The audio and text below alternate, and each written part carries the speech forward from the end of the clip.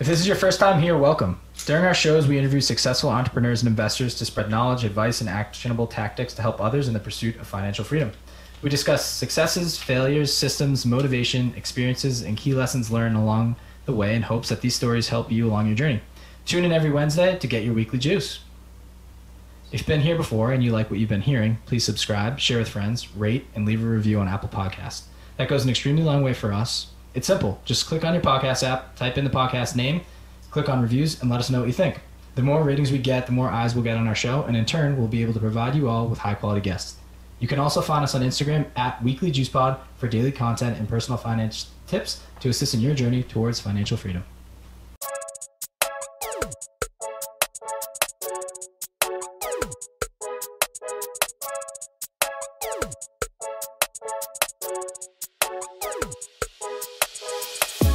Welcome back to the Weekly Juice. As always, Ryan and Corey here with another episode for you. Today is episode 36. We have on Lauren and Kyle Clugston, aka at Rentals to Wealth. If you are on Instagram or Bigger Pockets, they are a husband and wife team that invests in Camden County, New Jersey. They specialize in BRRRR investment, long-term buy and hold real estate. Absolutely phenomenal couple. They are killing it in the real estate game while also working 9-to-5 jobs.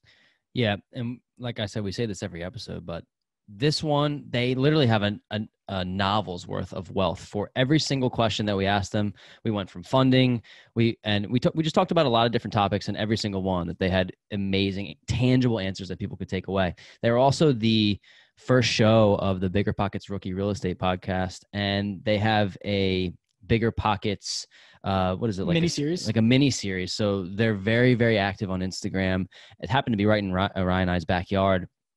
But talk about trial by error. They do BRRRR, rehabs. They really do it all as a team. And Kyle's really good at certain things and Lauren's good at other things. And they end up working really well together.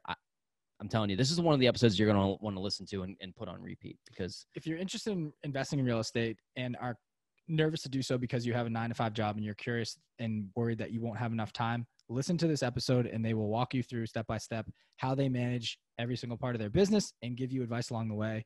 This is one you don't want to miss. Let's get it. Lauren and Kyle, officially welcome to the Weekly Juice. We are stoked to have you on, and it's going to be fun. Yeah, thank you so much for having us. We're excited. Absolutely. So if you could just kind of let listeners know who you are, where you're from, and how you got into real estate.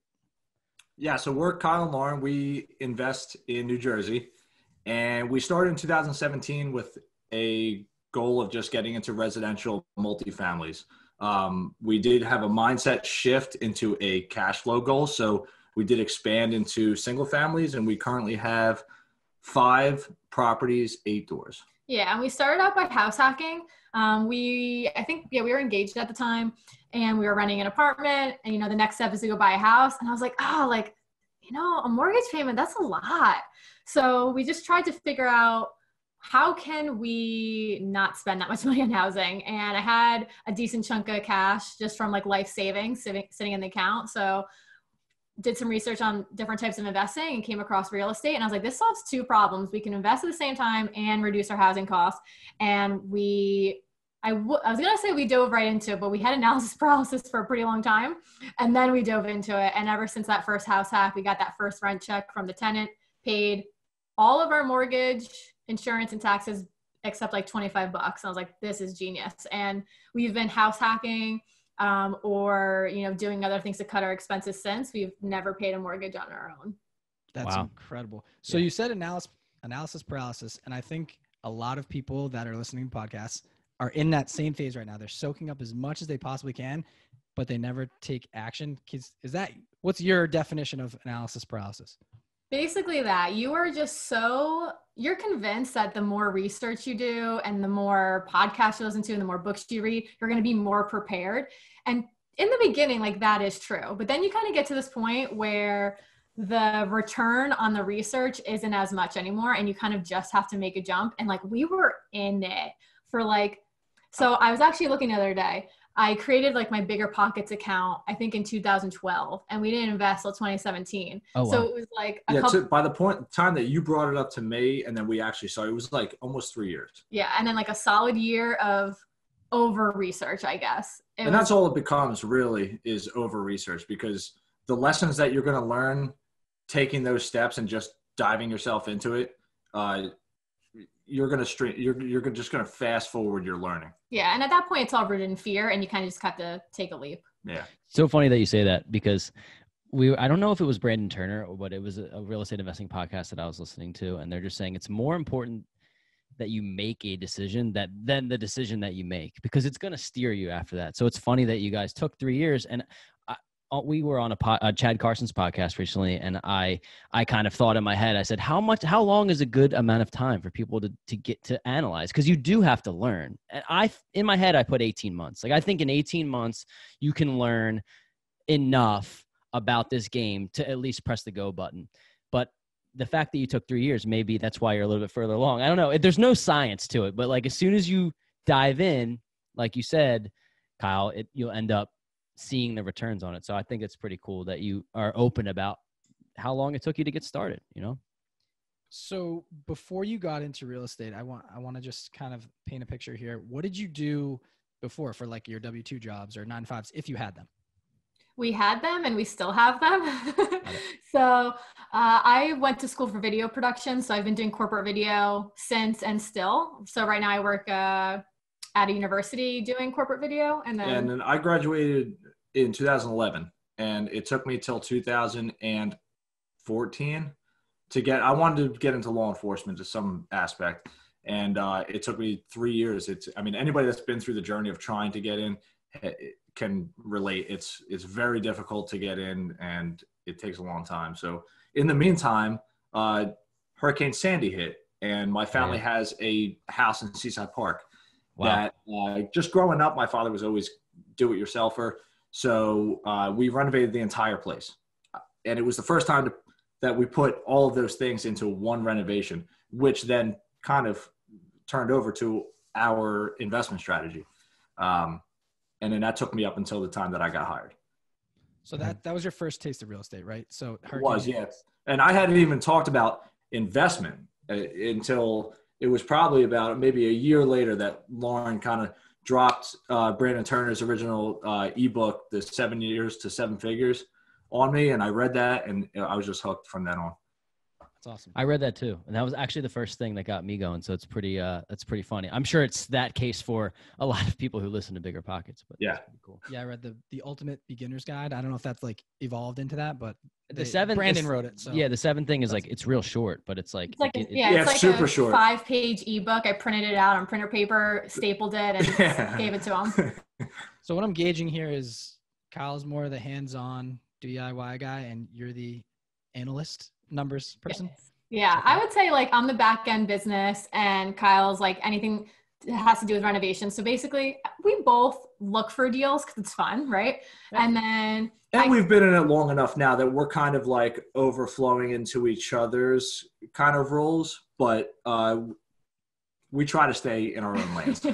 So yeah, we kind of look for the deals together, analyze them together, and then I do all of the funding. You know, I work with the lawyer, the agent, all of that good stuff, and get it to close. Then I kind of hand it over to Kyle. He does all of the renovations, and then he hands it back to me for property management and then the refinance process. And then at this point, we have a list of subs that we use also. So at this time, we buy the properties in our own names. So I act as the project manager and the GC, where I'm pulling permits and working directly with subs, and then where I'm actually DIYing the projects as well. Got it. So let's paint the whole picture, because we talked about your roles, and it sounds like you guys are a great team.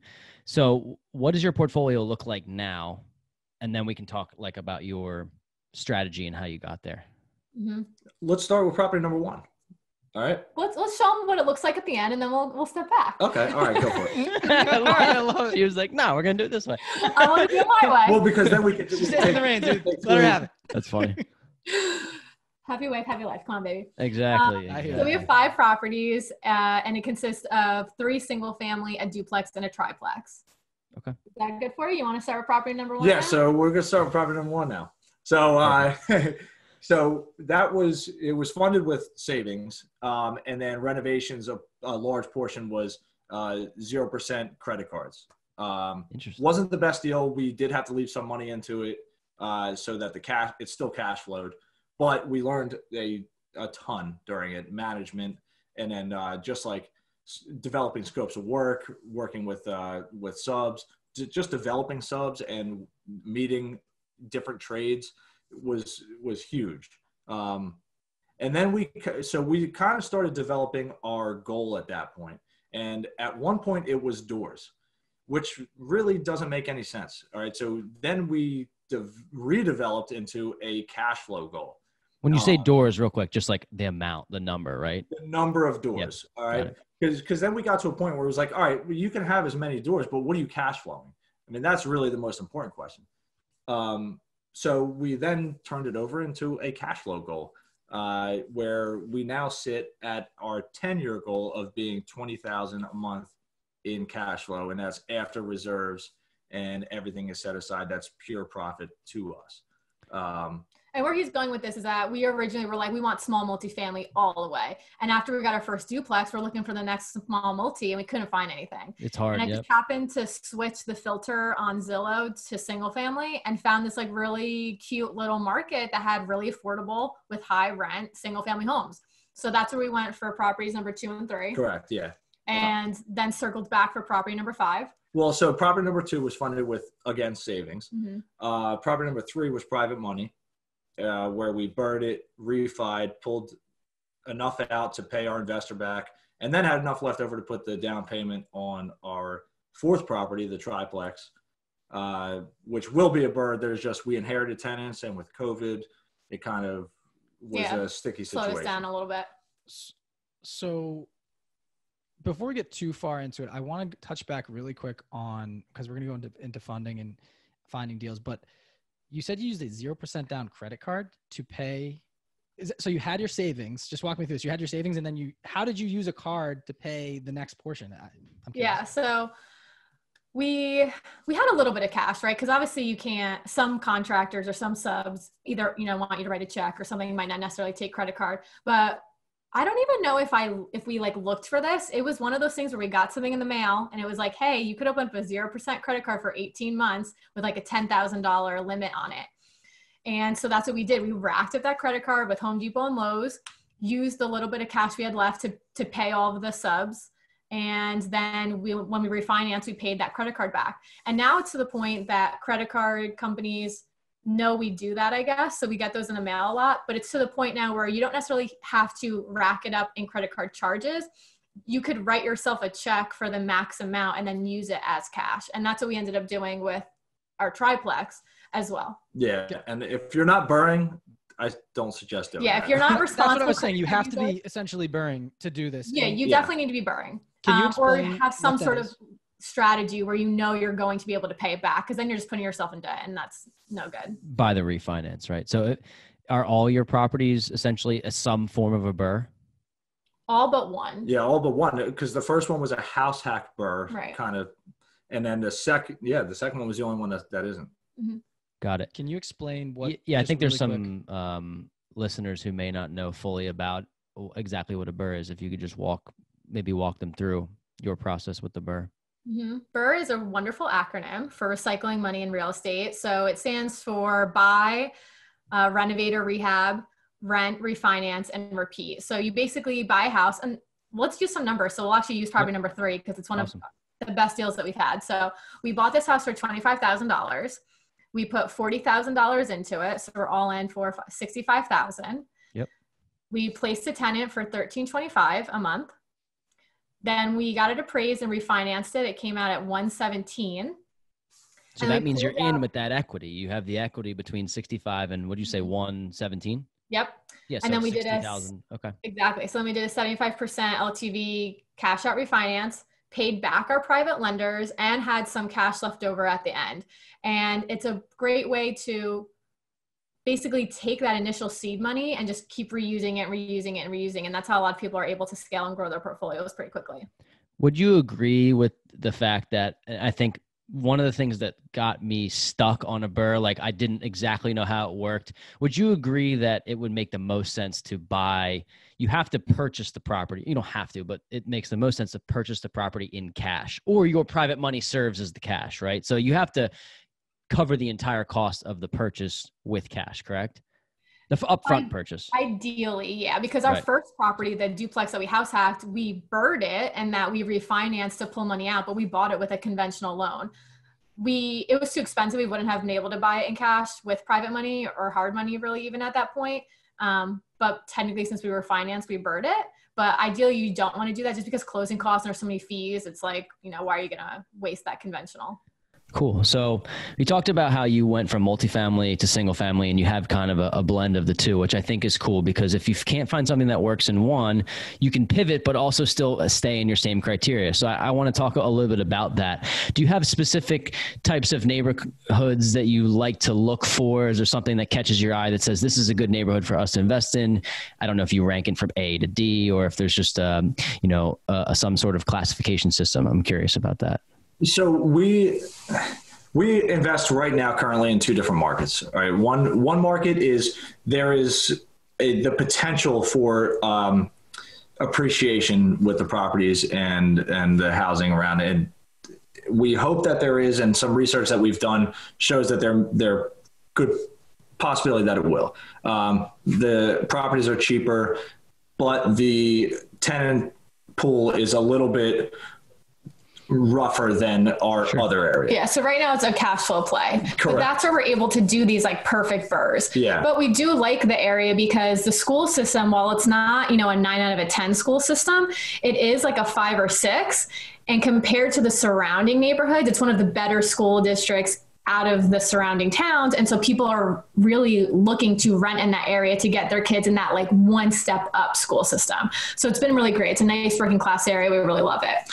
And then the second area is a bit more expensive, but the properties are always going to appraise really high. Your tenant pool is really quality. There's vacancy. There is none. I mean, the places rent within 24 hours. So when we're moving forward and let's say that those two markets, there's nothing available or we can't find anything, and we do we send out mailers and nothing comes back. We start to try to find areas that are pretty comparable to those two markets of ours. Ones where ARVs are pretty similar, square footage, bed and bath, and areas that, because we have our renovation down to a number per square foot for the cost, we'd like to see similar areas like that so then we can just duplicate them. Seems like you have a good grasp on these specific areas and your niche that you're looking for. When you said you've done research and you've looked things up and kind of navigated, where do you find this information? I call it like investigative analysis. So I love looking at town websites and reading their meeting minutes. What I love even more is reading. You might be the only one who likes doing that. Oh my God. Oh my God. That's awesome. Yeah. I love reading their redevelopment plans and then like calling their bluff. Cause like a lot of people wrote their redevelopment plans in like 2012, maybe 2015. And I love then going to look and seeing everything they didn't do. I'm like, but then you find the towns that do act on those plans, or maybe they modify them, but you could tell that they're still taking steps. And that's how we found our kind of like lower cost area. Is we were looking at one city and it was like a little too rough for me. I read the redevelopment plan and I was like, I was going to say, and not only that, like we read the redevelopment plan and then physically drove the area to see these things. Are they being implemented? Yeah. And a lot of it wasn't being implemented. And it was like a 10 to 12 year old. Yeah, like plan. They had time and, you weren't seeing any changes. And I was like, okay, like the area's too rough for me. There's no change happening. We're nixing this one. And we went like a few towns over and found another place that like had similar features, but really felt like the community and the town was behind it and change was taking place. And we wanted to be part of that change. So, and then one thing you could do, and it's something not many people think about, and I'm not really sure why, but go to the local police department and kind of talk to them. I mean, who knows the town better than the local PD? Go in there and just be like, hey, listen, print out a Google map picture of the town. hey, give me the most desirable areas to live all the way down to the least desirable. And then you can kind of tackle it that way. Yeah. And Kyle also asked them, Kyle also asked them like what type of calls, because certain areas of town might be rougher, but and when she says rougher, violent crime. Yeah. Are we talking about victim crime, like person-on-person crime? Or are we talking about property crime, somebody going into a shed and taking that we could deal with, but I don't want like any stabbings on the block, you know? Yep, absolutely. I think it's really, really good advice, because I didn't even know you could get that information from the police department. So like that's really tangible advice for people, and I'll probably adopt that into bring them in a box of Joe. And yeah, right. That never fails. Don't do the donuts, dude. Yeah, no. Yeah, don't do the donuts. But the box of Joe, it works every time. Okay. That's great. And it's honestly, we talked to so many investors about I'm so glad you guys brought this up about the cash flow versus appreciation play, right? Because we've been in areas where it's like the cash flow numbers are so good. And then it's like, well, if you can't rent the place, it doesn't really matter what the cash flow numbers are. But if you don't want to buy a place on the appreciation, in air quotes, play, that loses money every month. So how did you guys find that blend of the cash flow and appreciation? Because if you're trying to get out of a job, right? If you're trying to leave your 9 to 5, you may say, oh, I'm going to go all the way towards cash flow and make some mistakes. But I think our strategy has kind of been like, we need to play in that zone of like more cash flow. And then as we build equity in homes and get more properties, then the appreciation play starts to come back in. Are you guys seeing that as you advance in your investing careers? Yeah. I wish I could say it was more strategic. I wish I could say when we first started out, this was our plan in the beginning, but it's kind of just what happened organically. And we are definitely, our goal is financial freedom and financial independence. We'd like to retire somewhat early. So cash flow is definitely important to us, but there's also the benefit of just like overall net worth and general wealth. And you can't get that with, $10,000, $100,000 properties. I mean, obviously that adds up, but you could go to North Jersey and buy $1 million property. Now you're done and you just have one door.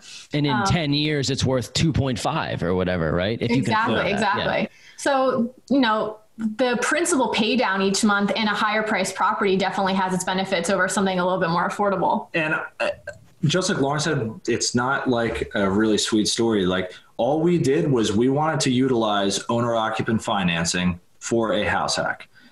We talked, where do we want to live? We wanted to live in those areas that just so happen to be those appreciation areas. So that's where our 2 multifamilies in the appreciation area are. Yeah. So we're kind of like tag team house hacking and BRRRRing. So we're BRRRRing in like the more cash flow heavy area, and we're house hacking in the more appreciation area. Yeah. We still cash flow there thanks to owner occupant financing, but that's how we're kind of able to, kind of like tag team our efforts. Perfect. I wanted to go into the rehab stuff. Did you have something specific? Really? Yeah, I have like 2 more before we dive in. So you mentioned 2 more. That means 5 more for sure. Like That's 7. Fine. We talked financial independence, and you seem witty and with it. Why have you picked real estate over other investment strategies so young in your careers? And how do you see this allowing you or forcing you into early retirement? I think we both have parents who are still working, they're in their 70s, and growing up, like I felt like, and my parents do, like they have an understanding of finances, but like they're still both working, and that just seems crazy to me. Yeah. So we're trying to figure out how can we invest early. And our original goal was really Kyle has to retire at 55. He's in law enforcement and they force you out at that age. Most law enforcement officers will then get another job afterwards. And I was like, bro, like how cool would that be though? If when you retire at 55, we could both retire. And then, we did the first deal. And of course you realize how amazing real estate is, and your goal gets more aggressive. So we better be retired before 55. And I think in real estate, you have a lot more control over your money than you would in the market. And I'm gonna be honest, I don't know the markets. I don't know stocks and things like that. I don't research that, but I like real estate because we're choosing our market. All right. And then I'm choosing where my money goes because we've researched enough to know that that's where the returns are at. And for us, when we started out, we had some money and a lot of time. Yeah. So we could have obviously invested in like index funds and like ate ramen and shoved our money and lived super frugally for a few years and then continue, I guess, to live frugally a little bit after, but not have to work. And we just felt like we could really leverage our time in a more efficient way if we went the real estate route. And it's more fun. Way more fun. We think it's more fun too. Totally. Except when you get a call. Before and after pictures are so much better. Yeah. It's obviously it's tangible and there's a lot of different benefits to real estate, but I think the cool part for me is that you can calculate, you mentioned cash flow indoors. Like I know if I spend, for example, my expenses are $60,000 a year. I know I have a specific number of properties that I need to cover that 60 grand. And then everything else on top is just play money. And so for me, that's the exciting part. It's like when you invest in the market, you're like, okay, the money keeps stacking up. If it's a 401k, I have to wait till I'm 67 plus to take it out. Whereas all this, if I can rush to this and get my together 20 units or 10, I mapped it out already. If I have 10 myself or 20 with Corey, then I'm good. Everything else is pretty easy. So if I can get there by 35, I'm good. So it's awesome to hear other people talk about why they got excited and why they got into it. Cause everyone's different, right? You saw your parents still working and you want to get a leg up on them. So Corey, I know wants to dive into the rehab side of things. Yeah. Just to pivot a little bit, because I think a lot of people are super interested in BRRRRs, including us. But how many times have I heard the story? We bought a house for $50,000. It was a $50,000 rehab. And then the rehab's like $85,000 and everything gets screwed up. So it sounds like, Kyle, you had a start when you were young into rehabs, or how did you understand the estimation of certain rehab costs? Maybe it's just a trial by error. Cause like, I think that's sometimes how it works. I'm curious how your story leads you to understand some of those numbers. Yes. The numbers themselves are absolutely trial by error. We did the house hack first. So I have a plumber friend of mine. So I have his labor rate. I already know what it is. I know how long it takes him to do things just after that first house hack. From then on, it was just developing a scope of work, which is what I learned after the first house hack. Once I developed the scope of work, what I'll do is I will go to, let's just say it's a new market. I'll go to the local construction office, ask them for a list of subs. I'm looking for an electrician. Can you give me a list of electricians that have pulled permits in this area? They can't recommend anybody, but they'll give you a list. All right. Once you have that scope of work, you then call them, set up times to have them come through and just give you labor rate prices. The reason why we do that is because we buy all the material, because we use the same materials in every single property. It just makes it really easy when you go to look at a new place and you're developing a budget. You'll know by the time you leave the place how much it's going to cost to renovate. And that's exactly what I did for every single trade. Yeah. So unfortunately, the non-sexy answer is you kind of have to do it once, get that itemized list of how much things cost, and then you could use that as a template moving forward. And like, it's interesting because we DIY'd so much in the beginning that now we're at the point where it's like, we're kind of like deep into our portfolio, we're ready to rock, and we don't have a carpenter because it's been Kyle. Yeah. And so we don't really know how much it costs to maybe like lay floors or knock down a wall or build another wall or like all this stuff, because like he's just been doing it. So we have the rates for everything else, but unfortunately we kind of have to like go through that process to get this one. Let's just put numbers to that real quick. So as we stand right now, when we DIY the projects and hire out some of the trades, electricians, plumbers, and HVAC, our renovations in our cash flow heavy market are $24 a square foot. If we were to hire out a GC, it significantly jumps close to $40 a square foot. So properties that work for us because we DIY may not work for somebody utilizing a GC. So it kind of behooves you to become the GC for the project so you can save that money there. It's almost double. I mean, yeah, it's close to it. It's 40% higher. So that's a lot of times when people ask me how do I know what it's going to cost to renovate? I'll just tell them $50 a square foot. It's a very easy number. And it kind of will float you right in the middle of all markets. Interesting. That's crazy. So when you, I guess, you mentioned bringing people in, right, to compare costs and get a quote. How many people have you brought in at a time? Like, do you pin people against each other? Be like, all right, well, he's offering 25 a square foot. He's offering 40. I'm going to go with this guy. Any stories there? Yeah. We really kind of make it important to let them know that we are buy and hold investors. We're trying to build our portfolio. So this is not a single property that we're renovating right now. We're looking for a long-term relationship with somebody that is going to be available during emergency calls. They're going to be my go-to guy all the time.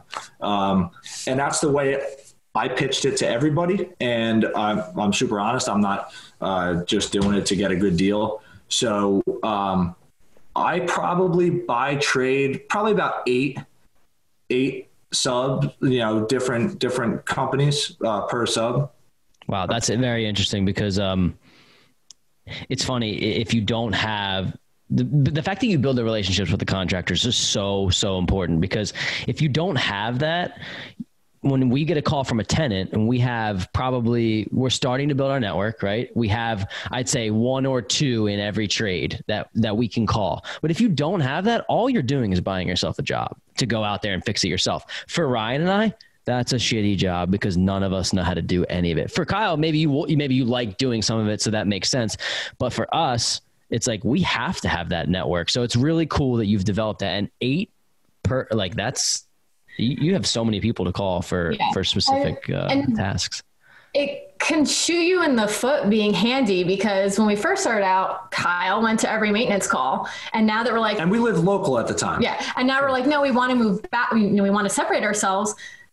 Fortunately, we do have the contacts, but when you do everything yourself, you're preventing yourself from making those contacts. When you do have that emergency call, you have no one beside yourself. Like, you can't always be the hero coming in, because one day you're not going to be able to save it. And our forever home is not in the area that we invest. So it's probably going to be an hour and a half from our market. So do we really want to be making that drive every time a pile light goes out and it's something really easy to fix? No, you develop that list of subs. It may not even be anybody you ever used. It's just somebody that walked through your property. Just to have somebody to call, because even though you have a go-to guy, doesn't mean he's always available. And it's kind of like working in your business versus on. How are you guys going to grow? I mean, you are a team, so you have 2 of you, which is great, but how are you going to grow if you're always the one doing the work? You're not going to be able to take yourself to the next level. So I think it's a good point. I'll be honest. That was like Steve Rosenberg kind of like started us on that. Okay. Awesome. That's awesome. He's somebody that I've always liked. We'd love to have him on. He's the show. Pilot, jacked pilot. Yeah. We should definitely have him. He's like, I'll be honest, like during COVID, obviously a lot of horrible things have been happening, but he gave us a lot of time to just like sit and think and do some work of like, hey, it's been really fun DIYing everything up until this point, but to get to that 10-year goal, we can't keep doing what we're doing. We're either going to, drive ourselves insane, get divorced and be extremely tired, or we can change things, work more efficiently and maybe not make as much cash flow, but our lifestyle would be significantly better. So, and Steve, with a bunch of other people in the real estate community has helped us with that, really just kind of like expand the mindset and realize that you can't be every piece of the entire business. And at this rate right now, we've only been, I want to say our renovations are about 4 months if we did it ourselves, where I would like to get 2 properties done within that 4 months. So to now be scaling it, to outsource is a no-brainer. So as of right now, you said 5, how many doors exactly do you have? 8, again? right? 8. In how many properties? 5. 5. Okay. So when is it gonna be too much for you to self-manage? And will you, or is there, do you anticipate yourself ever hiring a property manager? You seem very hands-on. So strategically, Lauren does the property management for our business. So if you want to say, so cool. We've strategically been buying the properties in her name for the mortgages, looking forward that she would be the one to leave her job first and full-time manage. So for right now, when we analyze deals, yes, we do account for property management, because she's not going to do it for free. And then also when we're 60 years old, we don't want to be managing anymore. Yeah. And we've already counted. I'm sure that day will come, but honestly, right now, if I think about it in terms of like what feels heavy, what feels light, property management does not feel heavy to me. And God, it feels so heavy to me. He hates it. I hate it. Yeah, I really do. I did not mean to cut you off. So go ahead. Continue. It's fine. But I will say Kyle's a big reason why it feels so light to me, because we're not just like buying properties that like have a little bit of deferred maintenance and they're already occupied, so we can't do a lot of the work. We are doing like full out renovations. So Kyle's replacing all of the things that I would ever get a repair call on. Right. So it's making my job super easy, which is another reason why I don't want to pay a property manager, because why are we doing all this upfront CapEx work just to make somebody else's job easier? No, it's all for me. So I would say I am thinking ahead. So I'm trying to like build systems and processes to make it easier for me. But I feel like we could get to at least 20 units and I feel like I'll still feel okay. So you could have a whole other episode on the systems and processes that she's created and implemented. It's insane. We're going to dive into some of it right now, because I'm sure that you could do a whole another episode, but we want to learn some of it. And just to talk about the light versus heavy, I think that's something that just has struck a chord with me recently. And it's made me think, how do you make this real estate investing game work for your personality type, right? And for me, I love interacting with people in terms of like the realtors and even the lawyer, like whoever that is that can help grow the business. I love that part. I don't love dealing with tenants. It's just something that I've not gotten used to yet. So the fact that you love it and you know that it's part of your light, that's how you know it works for you. I work in customer service and I'm just like, dude, it's going to happen. I get crushed every day in my job for certain things that are just out of my control. That's a tenant. So like, if we can get through a month with one call, I'm cool with it. Like I'll deal with the one call. I get 60 a day for other stuff. Yeah. So it's just interesting where we kind of balance each other out on that and kind of talk each other off the ledge a couple times. That's a great dynamic. It works. It works. It works. I also love the idea. Like we ask this question all the time about property managers versus not. And I keep thinking in my head, like if I keep my 9 to 5, how many units can I have? The fact that you are the property manager now and you're going to eventually leave and you're going to get paid to do it. It makes sense. You can definitely tackle more because that's your main gig. So it's just an interesting point that you brought up. And it's so cool to analyze that too, because you're talking about, you can do the multiplication of your rents and say at 10, you can pay yourself. You can, hey, Lauren wants 8%, Lauren wants 12%. So like you can decide, okay, I'm not going to leave my job this year. If we get 2 more properties in the next 2 years, I'll be making, $50, $60, $70,000 versus 40, whatever it is. So it's a good strategy. I've actually have not heard of that. So it's cool. Well, a lot of people want to like quit their job and go real estate full time. Well, that's great. But now you've just cut your source of funding and good luck getting approved for any of the loans that you're going to have to get.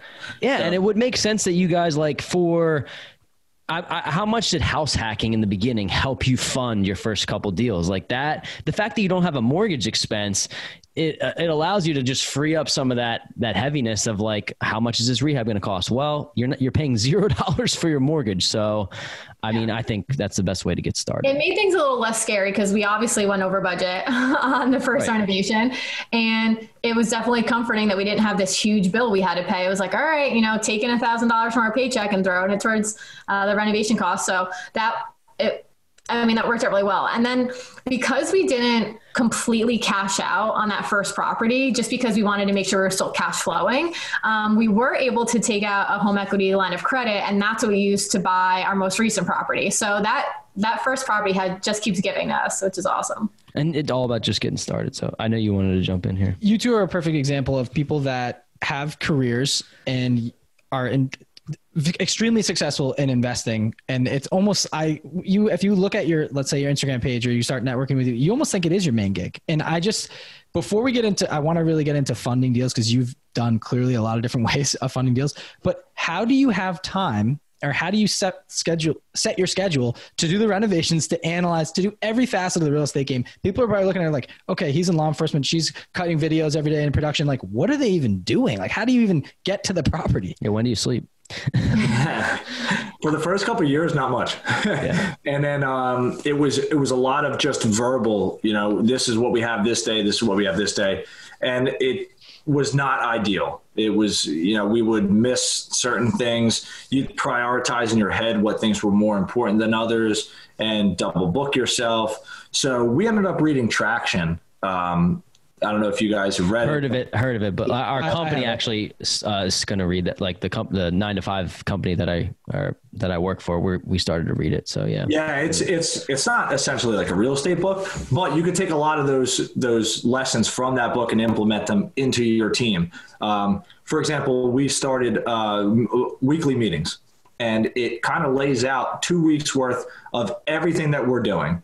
And that really helped us with timelining and just miscommunications don't really happen that much anymore. So, and it really helped us treat it like a business and not like going out on date night and being like, hey babe, did you call the plumber for X property? Yeah. So it really has like helped our personal relationship too, because real estate is so fun to us. So we enjoy talking about it and we get like so revved up, and it's awesome having a partner who is passionate about your same goal. So it's definitely brought a relationship to another level, but it does get to a point where it's like what is our identity outside of real estate at this point? Right. Is all we talk about. Yeah. It's very, and to separate the time of like fun and work too, especially because you guys are both passionate about it, it must be something that you're consistently working on. So that book, you said Traction, that will help people kind of like the entrepreneurial operating system. That's that, right? Sorry, Ryan, go ahead. Basically it just like helps you essentially like break apart your personal life from your business life. If you're investing super together. Detailed, like it starts off with a quiz, and it's like, does every member on your team know your company mission statement? And I'm like, we don't even have a mission statement. No. Do you have weekly meetings where you frequently discuss your end goal? And I'm like, nope. So it's kind of like this first quiz. It just makes you realize that you are just running around with your head chopped off and you have no like strategy. And then this book really helps you like get on board and form a strategy and form a more sustainable business model. And it's easy to get turned off after reading the first 10 pages and being like, this isn't really a real estate investment book, but just keep to it and keep asking, how can I implement this into real estate investing and our small team? Because it tends to seem like it's for a large team, corporation with multi-levels, but you can still implement a lot of the lessons. Excellent. So you two are very creative when it comes to funding your deals. I've heard credit cards, I've heard private money, I've heard savings. When I think real estate, when I'm a first time listener here and I'm like, wow, real estate sounds awesome. I have to save up between 25 to 50K of my own money, roughly, to invest in a 200,000 roughly deal. I don't have that money. It's going to take me 10 years to save that based on my student loans, XYZ, whatever it may be. What do you tell someone like that? What are other options and avenues that you've personally taken to invest? So our first and favorite is house hacking. I just feel like that's the lowest risk, lowest barrier to entry way to get in, because you could use an FHA 3.5% down payment. It gives you like training wheels to get into landlording, to get into investing. You already need a primary residence. You might as well make it an asset instead of a liability. So that's like our first go-to. Yeah. And then from that, we're big fans of private money right now, but kind of like the barrier to private money is that you can't really Google private money lender New Jersey and find someone. It really is relationship based. And so the best thing for that is, I think you kind of got to like do your first deal, house hack, right? Gain some sort of credibility, gain a little bit of reputation, take really good before and after photos, document things, and think about like, okay, what problems did I run into and how did I solve them? And use that as kind of your like pitch deck to future private money lenders. And I could repeat what I've read in a book I'm about to recommend. So I would say just read the book. It's Raising Private Capital by Matt Faircloth. He does an amazing job of like walking you through like, how do you find people with money? What do you say to people with money? How do you structure using their money? So I would just recommend using that book. It was super eye-opening for us and helped us kind of work through private money. And if you've got an area that you want to utilize private money, I would heavily suggest finding an investment group in that area. And I mean, there's so many reasons, but most importantly, you're going to find people that also invest in that area, and you're going to be able to talk to them. If they've refied, you're going to be able to look at their refi reports and be able to see where your money is best spent in your reno to get the highest ARV. Got it. That's really good advice. I think about this and say someone isn't going to do a BRRRR and they're just going to do a long-term buy and hold. Is this a smart play to say, hey, listen, mom, dad, cousins, whoever, family members, I need to borrow $20,000 and it might take me 5-10 years to pay you back. What percentage do you want to charge me? You know what I mean? Like, I don't know what the book tells you, what you suggest. And I know you guys do BRRRR deals a lot. So it makes sense, right? You can pull the cash out and pay them back right away. Whereas the long-term play, I don't know if it's actually viable at all. That's definitely true. And I think it all comes down to what can be a win-win between the two people. If your parents or grandma have their money in a high yield savings account, which is what, 0.05% right now with COVID, 5%, 3% even anything, would be significantly better to them. So they might want to do that. And then also so one of our first private money lenders was my dad. And I think he liked that he was able to lend to us, like, oh, look what these kids are doing. It's pretty cool. He liked being involved. So I think it's an okay option as long as you're okay having the conversation, and then 1000% sign a promissory note. And it should detail out what's the agreement, what's the payback period, what happens if you don't pay back, whatever things that could happen, definitely discuss those because, you don't want to ruin your relationship. So one last one here from me on this. Do you put together a deck? I know you mentioned specifically like, oh, here's property number 1, here's all our numbers, here's what we did, here's what we can provide.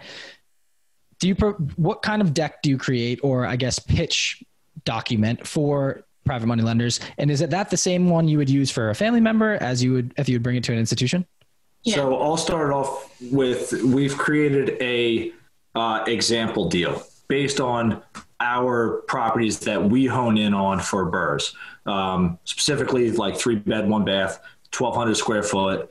And we will show numbers based on our past properties, purchase price, our renovation cost, what we project our ARV to be, and then what the what the refi is going to take out, and then essentially what their return is going to be. Yeah. So we give them that. And the purpose of that is to say, hey, if we bring you a deal that looks just like this one, what questions would you have? And then this gets the conversation going, because when you do have a deal, you got to move quick. You don't have time for, Uncle Jim to go talk to Aunt Carol and see if this is something they want to do. This isn't the time you should be negotiating rates and terms. You should kind of have all those conversations prior to. And then the other document that we give them is, now, I don't necessarily give this to our family. They know who we are, but people who maybe don't know all the details about us and portfolio, we have a Invest With Us package, and it basically introduces who we are, what our goals are. It lists out our entire portfolio, how much debt we have, how much equity we have, and how much interest we've paid back to investors in the past. We also share personal financial information like our credit scores, how much money we have sitting in savings, how much line of credit we have access to try to comfort them. If stuff does go south, we do have the funds somewhere to pay you back. We aren't going to leave you hanging. And that is the biggest question. What if the ARV is way off and what you project it to be is not what it is, and the refi does not cover my return? And we just say, we're not equity partners. This is a loan. No matter how well the deal does or how crappy the deal does, we're going to pay you back regardless.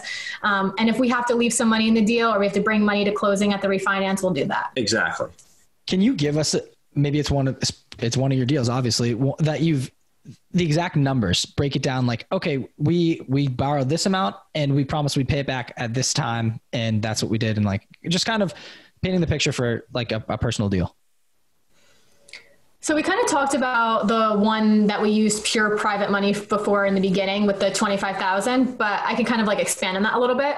So we actually borrowed from 2 separate people. So we had one person loan us the purchase price of 25,000, and then one person loan us the 40,000 for a renovation. And the term was 9 months, but fortunately we were able to refinance at 6 and then pay them back a little bit earlier. We got a nice friends and family discount interest rate. But what we've been shopping around to other people is between like the 7 and 10%. Mm-hmm. So that's like what you could ask for. And then we in the promissory note, we spelled out 9 months, we spelled out the interest rate, and then we also said that there's no prepayment penalty. So if we, for whatever reason, were able to finish our renovation and refinance after 4 months, we would only have to pay interest on the 4 months. Love that. Got it. That's really smart. That was huge. That's what I want. Make sure. Cool. I think we're coming towards the end here, but I do want to touch on systems real quick before we do, because I think that, I know Kyle said we can have a whole episode on it, but I'd like to know what are some of the maybe base level systems that you use that help you run your day-to-day business, whether that's Excel. I mean, we found that we've created spreadsheets in terms of running our numbers on cash flow versus expenses in Excel. I'm just curious if you have some insight on some of the systems that you use. All quick, just to blow through the renovation systems, which is Excel documents. All right. We have in there the cost and list of all materials that we use. So when we walk a potential property, and I notate everything down to the number of receptacles in the house, when we're done that night, we know exactly what it is. We'll put in the number of windows that need replacing, number of ceiling fans, number of receptacles, kitchen, bath. We'll already know exactly what those numbers are. So we punch those numbers in, it gives us a total, and then that's kind of based on what we offer. Yeah. And that took a while to build, but it has like the labor costs of what we know our laborers are going to charge and the material costs. So like however long it takes us to punch the quantity and is how long it will take us to know how much the renovation is going to be. And a lot of people ask for it, but it's not market specific. It's going to be different wherever you invest. So kind of gotta make one. You just gotta kind of just make one. And then from property management point of view, this is something that I used to get so frustrated because everyone's like systems and processes. And I'm like, but what does that mean? Yeah. I know. That's why I'm asking you guys, because everyone says the same thing. You're right. And for me, it's not something super sexy. It's not like I have all these like cool apps that like just automate jobs for me, but you just kind of think of things every time you do a task, think, can I do this more efficiently next time? Can I assign this to somebody, or can I just not do this next time? And so like a super simple one is our water city, and you guys know this, Camden County water sewer bills, you have to CCMUA? They're so annoying. Yeah, I'm shaking. I thought you were going to say don't talk. I'm like, we don't want to. I just had to deal with this. We can't even get them on the phone. This and I hate it. Okay. He's having a little PTSD. PTSD. I went a daze. You're right. Keep going. Sorry. Yeah. So when you have to pay your county water sewer bills, it is a very like prehistoric process. You have to like physically write a check. You have to mail it in. You can't do it online. Some of them you can do online, but you can't set up payments. You have to go in every month and do it. And when you have multiple properties, like weirdly, that is a heavy task to me because every 3 months I have to go, what website do I have to go to? What's the account number? Oh my gosh. So I didn't know this. I go to TD Bank, which is where our business checking account is, and I do bill pay to Camden County Water Sewer Company, and TD Bank physically writes the check for me every 3 months. I don't even have to do it. Wow. So that doesn't sound like this super cool thing, but that's a way of, I realized something that frustrates me. I don't like doing it. And I figured out how can I get someone else or some technology to do it for me? Every 3 months, I get an email confirmation that the check was sent and boom, it's sent. I don't have to think about it. A more like advanced version, I guess, would be like, so when we list a unit for rent, right now I'm using Cozy. I'm trying to use BRRRR, but I'm struggling with them a little bit.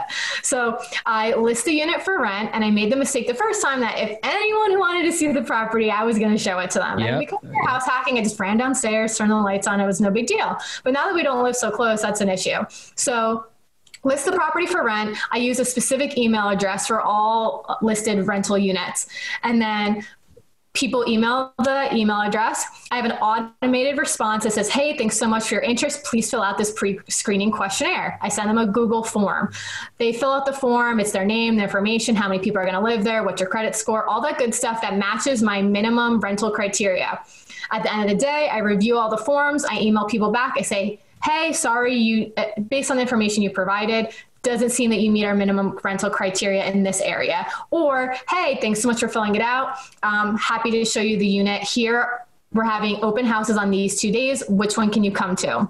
This is exactly what we did. This is awesome. We're doing it right. There you go. You're killing it. But then unfortunately, this was trial and error. Yeah. That's same for us. That was everybody. Mm-hmm. Yep. I don't give the address though, because people still flake if you give them address. So I say, you know, I have an email blast that goes out, you know, just through automated email the morning of, hey, just want a reminder, we're scheduled today at this time. Text this Google Voice number an hour before you come to confirm you're coming, and then I will send you the address.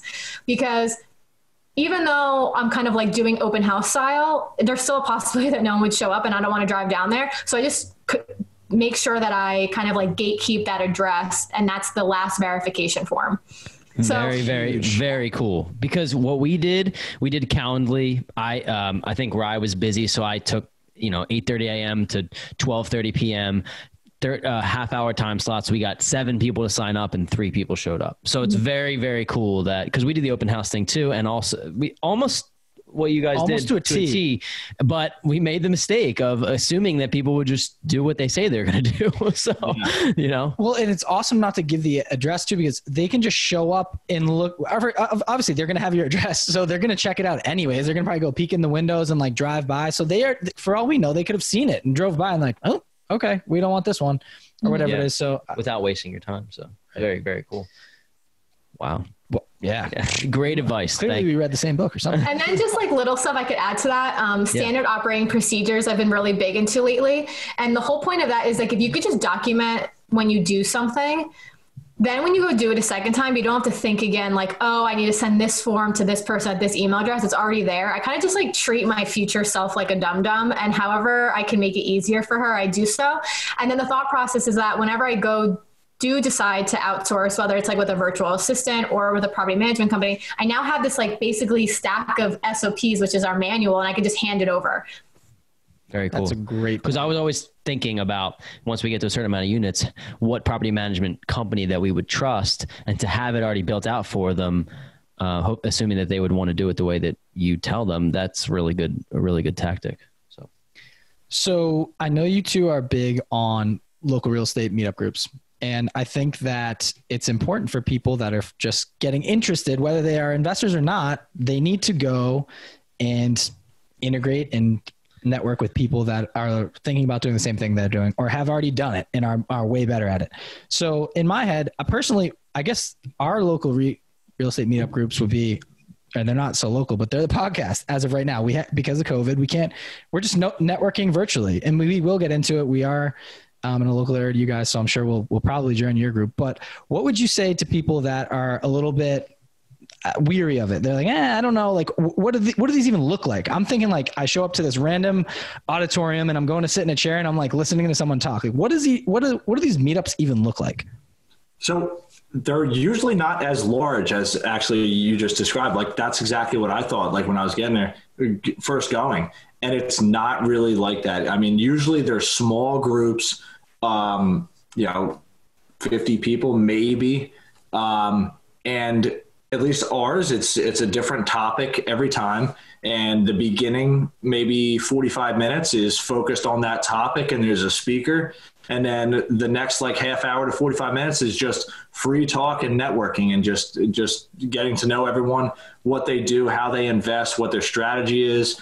And it really helps you because most of them, because it's local, are investing in the same area that you're investing. And I would highly recommend staying for the networking portion. I know that seems probably the scariest part, but you just have to keep in mind, everyone's coming here for a reason. You all have the same hobby, and real estate investors love talking about real estate. So it might seem awkward to literally just like go put yourself in a little 4-person group. But if you're like, hey guys, what are you talking about? My name's Lauren. It's my first meetup. People are like, no way, it's your first meetup. That's awesome. And like 5 other people are going to go, mine too. Yeah. They're just waiting for you to say it. Yeah. Exactly. I've never met anyone who's been rude or competitive or like standoffish in any sort of real estate thing ever. I always thought people are going to be like super territorial. I'm not going to tell you anything. I mean, I don't think people are going to tell you they're general contractors, but besides that, everyone shares everything. At least. Oh, really? That was our next question. No, I'm kidding. I'll give you my third one. My third and fourth. All right, yeah. Give us the bottom barrel, guys. We'll work our way up. That's. Are you doing anything with virtually then right now? Well, so we have a bunch of like Instagram or social media mastermind groups that we're kind of a part of.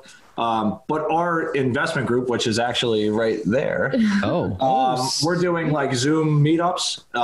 We just had our first in-person one again at South Jersey Real Estate Investment Group. Am I reading that right? Is that correct? Yeah. We had one at a outdoor brewery. It was a couple like over the summer. Yeah, it was like right outside of Haddonfield, I think. Yeah, I forget what brewery it was, but it was some brewery right around there. Right, Jeff's. Yeah, our realtor literally owns a brewery. No, he's like building it, I think. What was it called? It's something like Cats.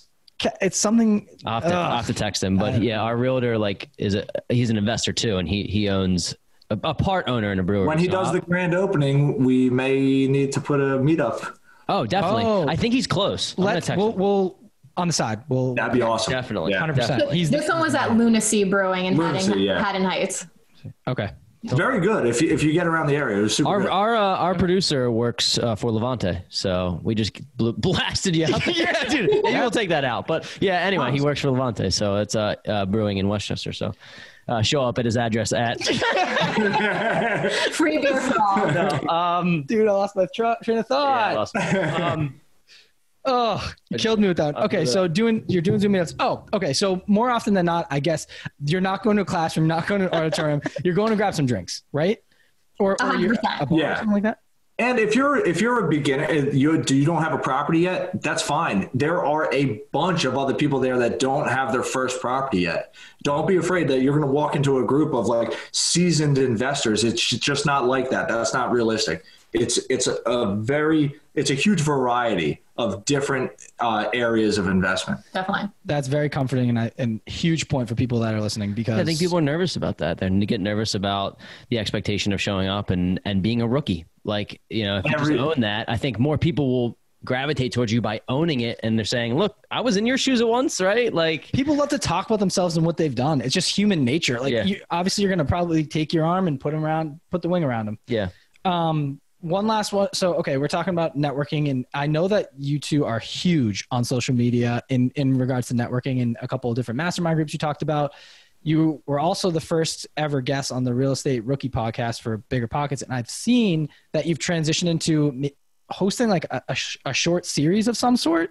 What can you walk us through that? Like, just where you teach people, I guess, on certain tactics that you have? I'm not sure. Yeah. So we started our Instagram before we even closed on our first property. And it was more so a way to document what we were doing. And then also just like, give some relief to our friends and family on our personal pages, because I'm assuming they don't want to see us like covered in plaster dust.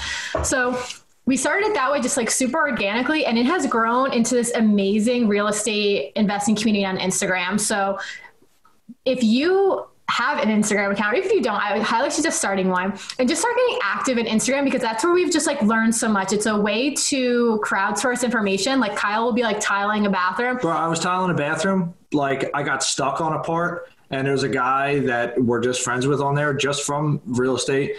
FaceTimed him and he was like, oh yeah, do this. I was like, all right, cool. Got it done. It was legit. The guy was awesome. But there's so many like-minded people just like that. And that's really what has like kept us from staying accountable and like really encouraging us to keep growing. But kind of back to what we were saying. Yeah. So we got in touch through our local meetup. One of our local meetup friends was at a real estate conference, and the BRRRR podcast host was there and was like, hey, like my friends Kyle and Lauren, I think they'd be great. So he met us and was like, we're actually launching a new podcast called The Rookie Show. We'd love for you to be the first guest. So that's kind of how that started. And then we just kept the relationship going. And they were like, we feel like you guys, since you're doing like DIY stuff, you'd be really good at like a video series. So we did a 24, I think, episode on the BRRRR YouTube channel, basically documenting us from the day we closed on our triplex to the day that we finished renovations on the first unit. And we walk you through everything, like closing, analyzing the deal, running the numbers, drilling into a water line and having water leak down to the first floor unit. And like just adaption, right? So we bought the place to be a house hack BRRRR, but because of COVID and the way that payment and evictions were, we didn't want to raise rents and renovate other units that we inherited. So we opted just to renovate and live in ours and leave the other two just like they are until we kind of level back out. Yeah. And now we're kind of just like doing weekly videos. It's a little less about the documentation of the process, but now we're just kind of like doing short topics. And I'm going to say this to hold ourselves accountable. Hopefully this is still true when this airs. We're going to be launching our own YouTube channel in January. Super excited about it. And it's going to be that's going to follow us on our road to our next BRRRR property. You're one of our first people that we're telling. So wow, we're in the war room right now. That's awesome. Yeah. I love it. Yeah, we haven't told. We'll let you plug anything that you'd like. Well, you can do it now or at the end of the show too. We'll definitely give you some time to, because I think people after hearing this are going to be like, we have to. Well, they're going to go. I mean, I'm going to go watch the 24 episode. Yeah. Short that you have. Yeah. Did you? Nope, you're up. I'm curious now, as we're moving towards the end, what are your future goals with your business? I know you kind of threw out arbitrary numbers about retiring early, right? But I'm curious if there's you said $20,000 a month. So is there a time frame? Is there a short-term, medium-term, long-term goal for you that you have that you're going towards? Yeah. You don't have to name all three. I just threw that out there. So the long-term goal is $20,000 a month in cash flow, and that's 10 years. So at that point, I should definitely be gone for my W-2 job. I think you'll be shortly behind me, we'll say. Yeah. But that's the point where we feel like we could taper off growing our portfolio. I don't think you could ever fully stop because it's just a lot of fun. And I'm assuming at that point, we're going to get to a place where the momentum's rolling. We have the system down pat. We're like, why stop? But that's when I think we'll stop hustling, if you will, and enjoy ourselves. And then within that, our goal for 2021, we haven't done, as per Traction, we haven't done our annual meeting yet. So this isn't super nailed down yet. What we want to do, roughly, and I know we say cash, but roughly 4 units. We want to house hack another 2 family, and we want to do 2 BRRRRs in 2021. Yeah. And definitely these are all moving targets right now because we're just hitting our stride with outsourcing and utilizing other people other than ourselves. So we'll see how that all goes and how many properties maybe we get done in 2021 compared to 2020. So the next year is pretty exciting. Cool. Right before we go to the last segment of the show, I wanted to just ask if you have one piece of advice for an investor that's just getting started. I mean, there's probably thousands of things running through your head, but if you had one, just one tidbit for somebody, what would that be? I'm trying to. I'm sorry, you gotta say. Well, then you say it. No, you got it. You learned from before. So cute. Man.